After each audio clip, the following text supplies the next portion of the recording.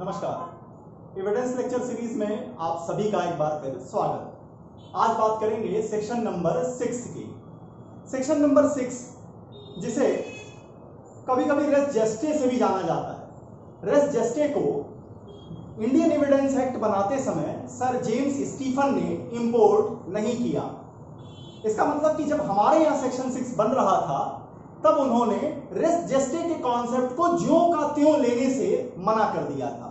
तो आखिर भारत में सेक्शन 6 में क्या क्या चीजें आती हैं, इस बात को देखेंगे कि आखिर कैसे कोई फैक्ट जो कि फैक्ट इन इशू तो नहीं है लेकिन उस फैक्ट इन इशू से इस तरह से कनेक्टेड है कि वो एक ही ट्रांजैक्शन का पार्ट बन रहा है, और वो सारे फैक्ट जो कि फैक्ट इन इशू से इस तरह से कनेक्टेड होंगे कि वो एक ही ट्रांजैक्शन के फैक्ट, एक ही ट्रांजैक्शन के पार्ट माने जाएंगे, वो सारे के सारे फैक्ट्स रिलेवेंट हो जाएंगे सेक्शन 6 में। क्या क्या एग्जांपल्स यहां दिए गए हैं बेयर एक्ट में, उन चीजों को एक एक करके डिस्कस करेंगे। फिर बात उठेगी कि आखिर रेस जेस्टे किसे कहते हैं। इंग्लिश लॉ का ये कौन सा कॉन्सेप्ट है जिसको लाने से सर जेम्स स्टीफन ने मना कर दिया था और इसकी वजह क्या थी। सारी बातों को डिस्कस करेंगे आज के इस लेक्चर में सेक्शन नंबर 6 को। सेक्शन 6 को जब हम देखते हैं इंडियन एविडेंस एक्ट के, तो ये लिखता है the facts which do not in issue are so connected with the fact in issue so as to form part of the same transaction are relevant whether they occurred at the same time and place or at different time and place। तो अगर आप section 6 को देखें तो section 6 ये कहता है कि ये जो यहां जिन चीजों को हम रिलेवेंट बता रहे हैं ये फैक्ट इन इशू से क्या है, कनेक्टेड है। ये दूसरे फैक्ट्स हैं जो किसके साथ कनेक्ट हो रहे हैं, कनेक्ट हो रहे हैं फैक्ट इन इशू के साथ। किस तरह से कनेक्ट हो रहे हैं कि ये सारे फैक्ट मिल करके सिंगल ट्रांजैक्शन बनने चाहिए, एक ट्रांजैक्शन के अंदर आ जाए, एक ट्रांजैक्शन में आ जाए, तो हम कहेंगे ये सारे फैक्ट्स जो कि फैक्ट इन इशू नहीं है लेकिन फैक्ट इन इशू से ऐसे कनेक्टेड हैं, इस तरह से कनेक्टेड हैं कि ये मिल करके एक ही ट्रांजैक्शन बना रहे हैं, एक ही ट्रांजैक्शन का पार्ट बन रहे हैं, तो उन्हें हम सेक्शन 6 में रिलेवेंसी दे रहे हैं। ध्यान दीजिएगा, ये फैक्ट्स जो कि कनेक्टेड हो रहे हैं इनका उसी समय होना जरूरी नहीं है। हो सकता है कि ये फैक्ट इन इशू से, जो फैक्ट इन इशू है, जो ट्रांजैक्शन है, उससे डिफरेंट टाइम एंड प्लेस पे घटित हो रहे हैं या सेम टाइम एंड प्लेस पे भी घटित हो रहे हैं। अब जब आप सेक्शन 6 को पढ़ते हैं तो पहला क्वेश्चन जो दिमाग में आता है वो ये आता है कि आखिर ट्रांजैक्शन किसे कहते हैं, आखिर हम किस चीज को कहेंगे संव्यवहार या ट्रांजैक्शन किसे कहते हैं।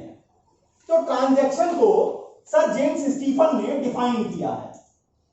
सर जेम्स स्टीफन का कहना है कि ट्रांजैक्शन मीन्स, उन्होंने अपनी एक किताब लिखी है, किताब का नाम है digest of law of evidence, जिसके आर्टिकल 3 में वो कहते हैं the transaction means a group of facts so connected together that they can be referred by a single name. It may be contract, it may be tort, it may be offence etcetera. तो sir James Stephen को देखें तो उनका ये कहना है कि वो सारे फैक्ट्स जो एक दूसरे से इस तरह कनेक्टेड होते हैं कि उन्हें हम एक ही नाम से बुलाते हैं। उन्हें हम कभी कॉन्ट्रैक्ट कह सकते हैं, कभी टॉर्ट कहते हैं, कभी ऑफेंस कहते हैं, तो इन्हें हम कहेंगे कि ये एक ट्रांजैक्शन है। फॉर एग्जांपल ए ने बी को ऑफर किया अपना घर बेचने के लिए, बी ने उस पर सहमति दी, दोनों कंसिडरेशन पे तैयार होते हैं, यह सेल एग्रीमेंट किया जाता है। ये सारा ट्रांजैक्शन क्या है, ये सारा का सारा ट्रांजैक्शन एक कहा जाएगा कि ये सेल का ट्रांजैक्शन है। अब इसमें घर का खरीदना और बेचना है, लेकिन ऐसा नहीं हो सकता कि ए ने सिर्फ और सिर्फ सीधे ए बी के पास गया हो और ये कहा हो कि मुझे अपना घर बेचना है, आप मुझे 10 लाख रुपए दे दीजिए। इस तरीके की संव्यवहार में उस ट्रांजैक्शन से बहुत सारी बातें ऐसी होंगी जो उससे पहले घटित हुई होंगी, बहुत सारी बातें उस समय घटित हो रही होंगी, जो हो सकता है कि सेल से रिलेटेड ना हो, लेकिन वो उस ट्रांजैक्शन का पार्ट होंगी। तो वो सारी बातें जो उस ट्रांजैक्शन का पार्ट होंगी वो सेक्शन 6 में रिलेवेंट हो जाएंगी। एक एग्जांपल से इसे और क्लियर करता हूं। ए के ऊपर ये चार्ज लगा कि उसने बी का मर्डर किया है। मर्डर किस चीज से किया? मर्डर जो है वो डंडे के प्रहार से ए ने बी का मर्डर कॉज किया। अब यहां फैक्ट इन इशू क्या आएगा?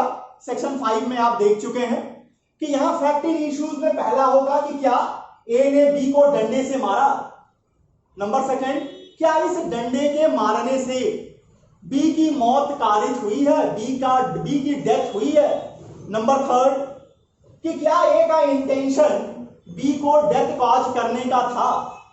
नंबर फोर, क्या ए ने ये जो अटेम्प्ट किया है, ये जो मारा है, क्या ये राइट ऑफ प्राइवेट डिफेंस में है या नहीं। ये तो 4-5 बिंदु हो गए जो सीधे सीधे इस मामले में फैक्ट इन इशू का काम करेंगे। अब देखिए कि आखिर रिलेवेंट फैक्ट आप सेक्शन 6 में कहां से लाएंगे। देखिए, ए ने बी को मारा, क्या यह संभव है कि ए ने बिना कुछ कहे बिना कुछ सुने सीधे ए बी के पास गया, लाठी उठाई और उसका सर तोड़ दिया? Next to impossible. क्या यह संभव है कि बी ने बिना कुछ कहे, बिना रिएक्ट किए, बिना कोई रिस्पॉन्ड किए बी ने लाठी खाई और बी दुनिया छोड़ दिया? यह भी नेक्स्ट टू इम्पॉसिबल है। क्या यह पॉसिबल है कि ए ने जब बी को मार रहा था, जो लोग वहां अगल बगल खड़े थे या दूसरे छतों पर थे या कहीं से वो चीज को देख रहे थे, उन्होंने भी आंख पे पट्टी बांध ली, उन्होंने भी कोई शब्द नहीं कहा, उन्होंने भी कुछ रिएक्ट रिस्पॉन्ड नहीं किया? ये भी नेक्स्ट टू इम्पॉसिबल है। ये बिल्कुल असंभव है कि कोई एक व्यक्ति दूसरे व्यक्ति को बिना कुछ कहे बिना कुछ सुने उसको जाकर के मारे, दूसरा व्यक्ति बिना रिएक्ट रिस्पॉन्ड किए मार खाए और जो बाई स्टैंडर्ड्स वहां पर हैं वो सारे लोग भी चुपचाप बुत बन के खड़े रहें। ये नेक्स्ट टू इम्पॉसिबल है। इसका मतलब जो मारने वाला होगा वो कुछ ना कुछ तो कहेगा। क्या? कुछ भी कह सकता है, आज इसको ठीक कर देंगे, हो सकता है सिर्फ यही स्टेटमेंट दे। बी जो है वो अपने रिस्पॉन्ड में, अपने बचाव में कुछ ना कुछ तो कहेगा, कुछ ना कुछ तो करेगा, और जो वहां बाई स्टैंडर्ड्स होंगे वो भी कुछ ना कुछ रिएक्ट और रिस्पॉन्ड करेंगे। तो ये जो रिएक्ट और रिस्पॉन्ड ए कर रहा है, बी कर रहा है और बाई स्टैंडर्ड्स कर रहे हैं, ये बात अलग है कि ये फैक्ट इन इशू नहीं है। लेकिन इस फैक्ट इन इशू से बी के मर्डर से इस तरह से रिलेटेड है कि इसे एक ही ट्रांजैक्शन का पार्ट माना जाएगा। तो जो कुछ भी ए कहेगा, जो कुछ भी बी कहेगा, जो कुछ भी वहां बाई स्टैंडर्ड्स कहेंगे वो सेक्शन 6 इंडियन एविडेंस एक्ट में रिलेवेंट मान लिया जाएगा। तो ट्रांजैक्शन किसे कहते हैं? ट्रांजैक्शन कहने का मतलब दो फैक्ट्स या दो से ज्यादा फैक्ट्स इस तरह से एक दूसरे से इंटरकनेक्टेड होते हैं कि उन्हें हम एक सिंगल नाम दे सकते हैं। कॉन्ट्रैक्ट कह सकते हैं, टॉर्ट कह सकते हैं, एविडेंस कह सकते हैं, उन्हें हम क्राइम कह सकते हैं, ऑफेंस कह सकते हैं। दूसरे एग्जांपल को देख लेते हैं। एक और एग्जांपल यहां किताबों में यूज किया गया है कि एक होटल ओनर है। होटल ओनर जब रात को अपने कमरे में सोने के लिए जा रहा था तो उसने एक शोर सुना। ए जो कि होटल ओनर है, वो रात में जब अपने कमरे में सोने के लिए जा रहा था तो बाहर उसने शोर सुना कि कुछ लोग कह रहे हैं कि बाहर एक शोर है कि कुछ लोगों ने ये कहा कि देखो बी ने सी का मर्डर कर दिया, देखो बी ने सी का मर्डर कर दिया। ये शोर सुन करके ए जब तक वहां पहुंचता है वो देखता है कि सी खून से लथपथ पड़ा हुआ है, बी क्राइम सीन से भाग चुका है। अब जो नौकर थे ए के, उन्होंने ये कहानी ए को बताई। ए ने उसी समय पुलिस को इन्फॉर्म किया, पुलिस आई, बी बाद में पकड़े गए और सी के मर्डर के लिए जब बी का मुकदमा चला, बी के ऊपर जब केस चला, तो ए ने अपने आप को विटनेस के रूप में प्रोड्यूस किया। ए ने अपने आप को विटनेस के रूप में प्रोड्यूस किया। कोर्ट ने उसे अलाउ किया है, कोर्ट अलाउड हिम। क्यों? क्योंकि जो स्टेटमेंट उसके द्वारा, स्टेटमेंट जो उसको किया गया सर्वेंट के द्वारा, जब वो शोर सुनकर बाहर निकला और सर्वेंट ने बताया कि बी ने सी का मर्डर किया है, ये इतना कंकरेंट है कि इसमें किसी तरह का फैब्रिकेशन संभव नहीं है।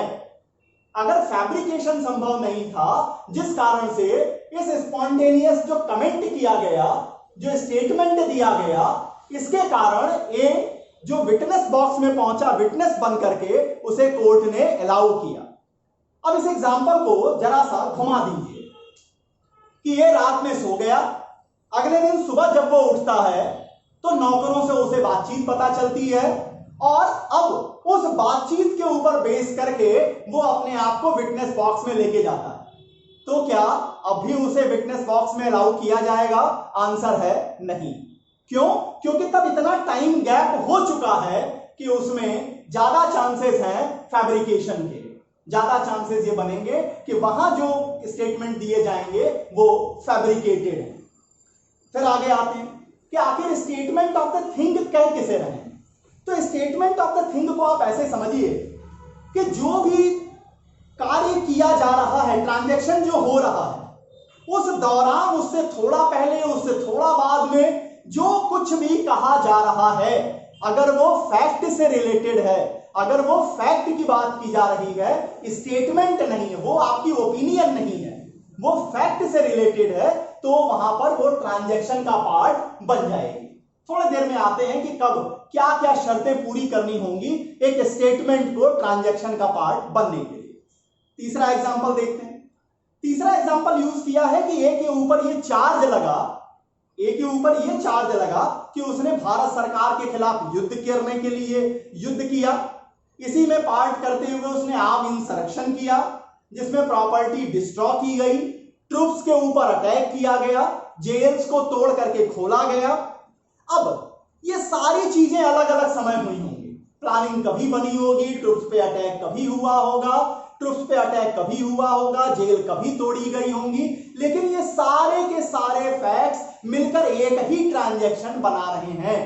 तो ये सारे फैक्ट्स रिलेवेंट होंगे सेक्शन नंबर 6 में। नेक्स्ट एग्जांपल, ए जो है, A sue B for a libel. Libel means a part of the defamation, a type of defamation. Libel contained in a letter forming part of a correspondence. A के ने B के ऊपर यह मुकदमा किया कि बी ने ए के खिलाफ लाइबल किया है, ए ने ए के खिलाफ मानहानि की है। अब जितने भी करस्पॉन्डेंस लेटर ए और बी के बीच में हुए हैं, जहां से ये बात निकल के आई कि क्या लायबल हुआ है या नहीं हुआ है, वो सारे लेटर सेक्शन 6 में रिलेवेंट हो जाएंगे। क्यों? क्योंकि वो एक ही ट्रांजैक्शन का पार्ट हैं, वो सब कुछ मिल करके एक ही ट्रांजैक्शन बन रहे हैं। Next, a question arises whether A makes defamation towards B. Question ये खड़ा होता है कि क्या ए ने बी का डिफमेशन किया है।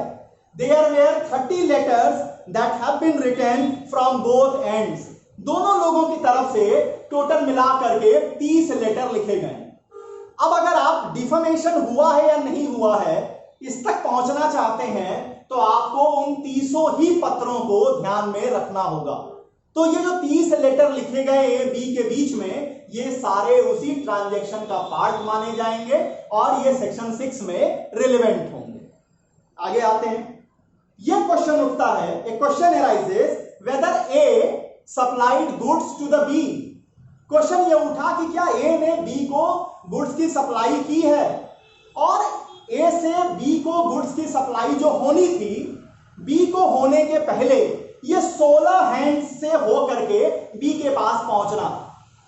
अब इसको आप आज के करंट समय में समझ लीजिए कि आपने फ्लिपकार्ट पे सामान बुक किया, आपने अमेजन पे सामान बुक किया, आपने मंत्रा पे सामान बुक किया, आपने पेटीएम पे सामान बुक किया।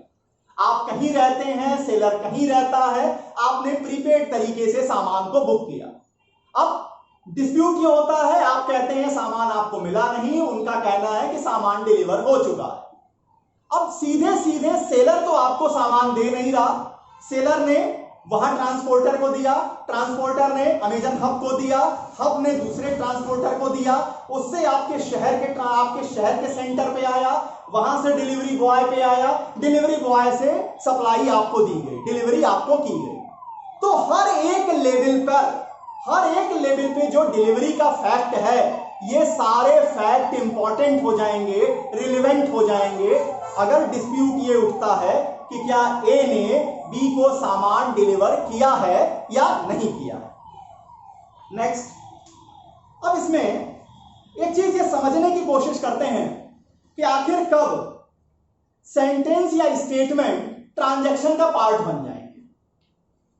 ट्रांजैक्शन क्या है ये क्लियर हो गया कि ट्रांजैक्शन कहने का मतलब है कि जब दो या दो से अधिक फैक्ट इस तरीके से रिलेटेड होंगे, इस तरीके से वो रिलेट करेंगे कि वो एक ही नाम से जाने जाएंगे, तो उसे हम ट्रांजैक्शन कहेंगे। लेकिन अब इस ट्रांजैक्शन में क्या हम स्टेटमेंट्स को भी शामिल कर लें, तो स्टेटमेंट्स भी ट्रांजैक्शन का पार्ट माने जाएंगे अगर वो ये शर्तें पूरी कर देते हैं। कौन कौन सी? Number 1, the statement must be a statement of fact not the opinion. यहां ध्यान दीजिएगा, स्टेटमेंट को स्टेटमेंट ऑफ फैक्ट होना होगा, ओपिनियन नहीं होनी होगी। स्टेटमेंट ऑफ फैक्ट किसे कहते हैं? Statement of fact means the person who is given the evidence is providing information regarding happening of events before the court, not his own opinion about such transaction. अब इसे आप भारत में बड़ी अच्छी तरीके से समझ सकते हैं। भारत में किसी एक जगह एक्सीडेंट हुआ, वहां देखने वाले केवल 4 लोग थे जिन्होंने उस ट्रांजैक्शन को होते हुए देखा, जिनसे अगर आप पूछें तो वो ये बता देंगे कि आखिर वास्तव में वहां हुआ क्या था, किस तरीके से कौन सी गाड़ी आई, किसने किसको रौंदा, किसने किसको ठोका, ये चीजें वो आपको बता देंगे। लेकिन अगर आप चले गए ओपिनियन लेने के लिए, अगर आप भारत में किसी ऐसी जगह पे चले जाइए, वहां 4000 ऐसे लोग मिल जाएंगे जो आपको ये बताते रहेंगे उनकी समझ के अनुसार एक्सीडेंट ऐसे हुआ होगा। तो ये जो ऐसे हुआ होगा वाले लोग हैं, इनके स्टेटमेंट ट्रांजैक्शन के पार्ट नहीं माने जाएंगे। तो स्टेटमेंट की पहली शर्त है कि स्टेटमेंट ऑफ फैक्ट होना चाहिए, ये आपकी ओपिनियन नहीं होनी चाहिए। स्टेटमेंट ऑफ फैक्ट कहने का मतलब क्या चीज कैसे घटित हुई है, बस आपको इतनी इंफॉर्मेशन कोर्ट को देनी है। नंबर 2, द स्टेटमेंट कौन करेगा? The statement must have been made either by a participant of the transaction, जो उस ट्रांजैक्शन में पार्टिसिपेंट कर रहे हैं वो ये स्टेटमेंट दिए हों, और by a person who himself witness the transaction regarding which the transaction is made, या तो जिन्होंने विटनेस किया हो कि ऐसा ट्रांजैक्शन उनके सामने घटित हुआ है। The statements of the by standards, जो केवल अगल बगल खड़े रहते हैं, उनका क्या होगा? The statements of bystanders are therefore relevant only if he was present at the happening of the event। Bharat की तरह नहीं कि हम थे नहीं, लेकिन हम ऐसी कहानी बता सकते हैं कि ओरिजिनल जिसने देखा है वो भी संशय में पड़ जाए, वो भी अपने दिमाग में सोचने लगे कि यार ये आदमी था कहां पर। तो यहां जो बाई स्टैंडर्ड्स अगर कोई स्टेटमेंट दे रहे हैं तो वो रिलेवेंट तभी होगा जब वो उस क्राइम सीन पर या उस ऑफेंस की सीन पर, उस ट्रांजैक्शन की सीन पर उपस्थित रहे हों। नेक्स्ट, स्टेटमेंट कैसा होना चाहिए? तो स्टेटमेंट मस्ट बी कनेक्टेड। किस चीज से connected? Means either made during the occurrence of the act और शॉर्टली बिफोर, शॉर्टली आफ्टर। या तो जिस समय ट्रांजैक्शन किया जा रहा है उस समय का स्टेटमेंट हो, उससे थोड़ा पहले का हो, उससे थोड़ा बाद का हो। Next, the statement must be A spontaneous. यह जो स्टेटमेंट आना चाहिए यह स्पॉन्टेनियस आना चाहिए। इसका क्या मतलब? इसका मतलब कि इसमें किसी तरह का प्रीमेडिटेशन नहीं होना चाहिए, किसी तरह का पूर्व योजना नहीं आनी चाहिए। अगर योजना आ रही है तब वो स्टेटमेंट ट्रांजैक्शन का पार्ट नहीं मानी जाएगी। अब सेक्शन 6 में जब हम इंग्लिश लॉ को देखते हैं तो वहां पर कॉन्सेप्ट यूज किया जाता है रेस जेस्टे का। वहां जो कॉन्सेप्ट यूज किया गया है उसे यूज किया गया है रेस जेस्टे का। अब रेस जेस्टे किसे कहते हैं? अब रेस का मतलब होता है थिंग्स, और जब हम रेस जेस्टे का यूज करते हैं तो इसका मतलब होता है the things done. A transaction और essential circumstances surrounding the subject. अब इसमें सबसे पहले जो रेस जेस्टे कॉन्सेप्ट को यूज किया गया था उस केस का नाम था एवर्सन वर्सेस क्रियॉट। जो सबसे पहले यूज किया गया था, फर्स्टली यूज किस केस में किया गया, सबसे पहले जो यूज किया गया वो यूज किया गया एवर्सन वर्सेस क्रियॉट। और यहां पर जस्टिस बैठे हुए थे, जस्टिस टेलर। देखिए कहीं कहीं जजेस के नाम बहुत इंपॉर्टेंट होंगे, खासकर उन मुकदमों में जो मुकदमे सबसे ज्यादा प्रोपाउंडिंग होंगे या लीडिंग होंगे। तो अगर आप रेस जेस्टे की बात करेंगे तो आपको एवर्सन वर्सेस क्रियॉट की बात करनी होगी, आपको आर वर्सेस फॉस्टर की बात करनी ही होगी। तो इन दोनों ही केसेस में यह ध्यान दीजिएगा कि केस के नेम के साथ अगर जस्टिस के नाम आप लिखते हैं तो उससे आपकी मार्किंग अच्छी होगी। तो जस्टिस टेलर कहते हैं यहां पर all facts which are part of one transaction और फैक्ट्स कॉन्स्टिट्यूटिंग ए सीरीज और showing continuing facts would be admissible as a part of res gestae. यहां पर जस्टिस टेलर का यह कहना है कि वो सारे फैक्ट जो वो एक ही ट्रांजैक्शन के पार्ट हैं या एक सीरीज ऑफ कंटिन्यूइंग फैक्ट्स की सीरीज को दिखा रहे हैं वो एडमिसिबल होंगे, वो रिलेवेंट हो जाएंगे as a part of res gestae के रूप में। कौन सी लीडिंग केस है? लीडिंग केस है एवर्सन वर्सेस क्रियॉट की। और जस्टिस कौन है? जस्टिस है जस्टिस टेलर। अगली जो लीडिंग केस इस टॉपिक पर है उसका नाम है are versus foster. Are versus Foster के केस में, आर वर्सेस फॉस्टर,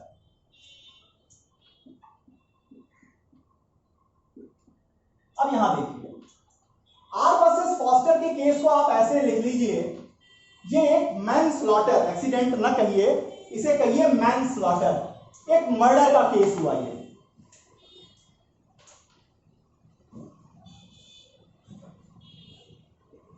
मैनस्लॉटर केस है। क्या हुआ था इसमें? इसमें हुआ ये कि एक्यूज के ऊपर ये चार्ज लगा कि उसने बहुत तेज रफ्तार से गाड़ी चला करके एक व्यक्ति की डेथ कॉज की थी, एक व्यक्ति को, एक मैनस्लॉटर उसने किया था, एक व्यक्ति की डेथ कॉज उसने की थी।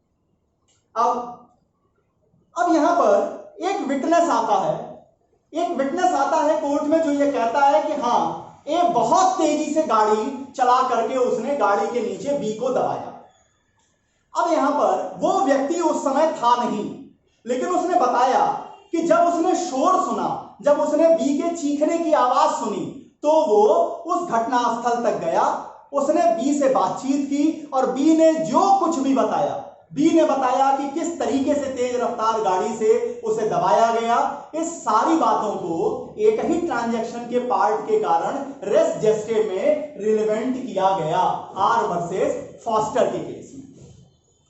अब जब भारत में sir James Stephen Indian Evidence Act को फ्रेम कर रहे थे, तब उन्होंने रेस जेस्टे के कॉन्सेप्ट को भारत में इंपोर्ट करने से मना कर दिया।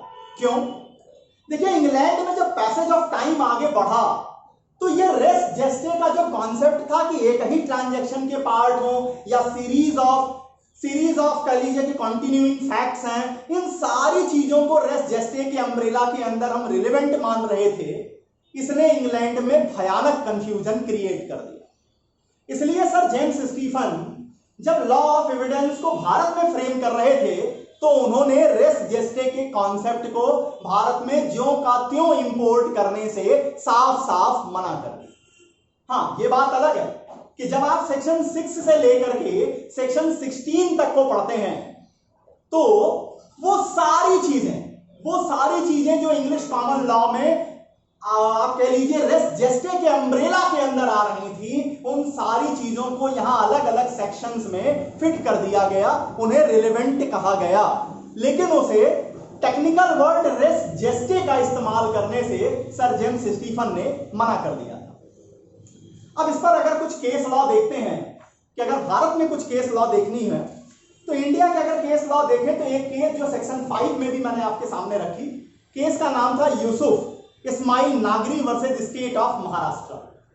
ये वही केस है जिसमें एक क्लर्क को रिश्वत दी गई और उस सारी बातचीत को रिकॉर्ड किया गया था, रिकॉर्डर के ऊपर रिकॉर्ड किया गया, फिर उसे पेश किया गया। तो यहां मुद्दा यह उठा था कि जिस दिन रिश्वत दी गई थी उसके पहले भी कुछ बातचीत की गई थी, उसके पहले भी उस क्लर्क से मुलाकात उस आदमी की हुई थी, एक ही बार में तो वो डिमांड किया नहीं था। कुछ कुछ जो पहले की भी बातचीत हुई थी, क्या वो भी उसी ट्रांजैक्शन का पार्ट मानी जाएंगी कि नहीं? कोर्ट ने हेल्ड किया कि हां, वो उसी ट्रांजैक्शन का पार्ट माने जाएंगे और रिलेवेंट होंगे। इसके बाद केस आती है in case of Thakurdas versus state of Himachal Pradesh. बहुत इंपॉर्टेंट मुकदमा है ये, Thakurdas versus state of Himachal Pradesh. क्या हुआ था इस केस में?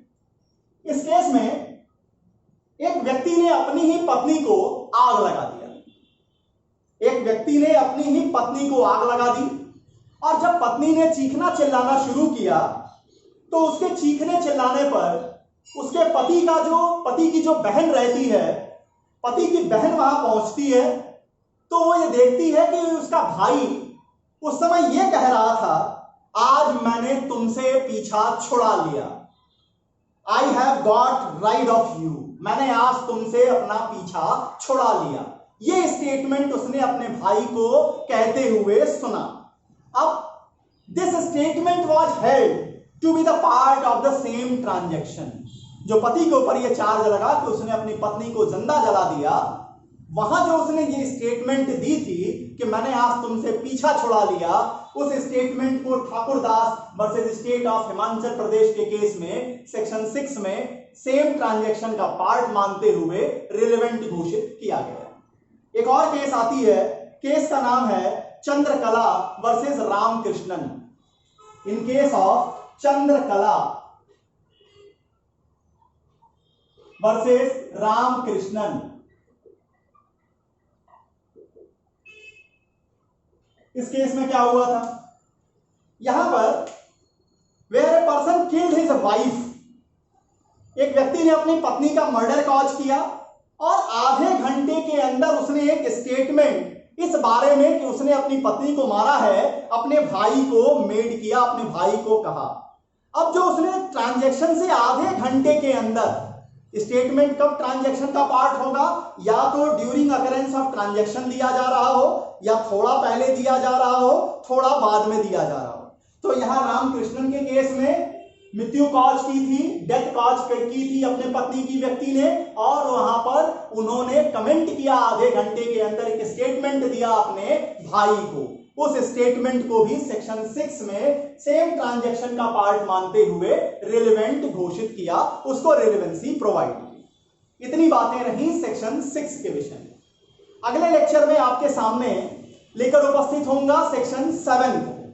जब आप सेक्शन 7 को देखेंगे तो वहां बड़े इंटरेस्टिंग कॉन्सेप्ट आपके सामने आएंगे। वहां कॉन्सेप्ट आएगा अपॉर्चुनिटी का, वहां कॉन्सेप्ट आएगा कॉज एंड इफेक्ट का, और वहां एक और कॉन्सेप्ट आएगा ओकेजन का। तो आखिर क्या मामला होता है, क्या अंतर होता है अपॉर्चुनिटी में और उसके साथ कह लीजिए कि अपॉर्चुनिटी और ओकेजन में? क्या अपॉर्चुनिटी पहले मिलेगी, ओकेजन उसके बाद बनेगा? आखिर कैसे आप समझेंगे कि अपॉर्चुनिटी क्या है, ओकेजन क्या है, दोनों में डिफरेंसेस क्या हैं, और कॉज और इफेक्ट किस तरह से देखे जाएंगे? तो इन बातों को लेकर सेक्शन 7 के लेक्चर में आपके सामने उपस्थित होऊंगा। तब तक के लिए बहुत बहुत धन्यवाद। नमस्कार।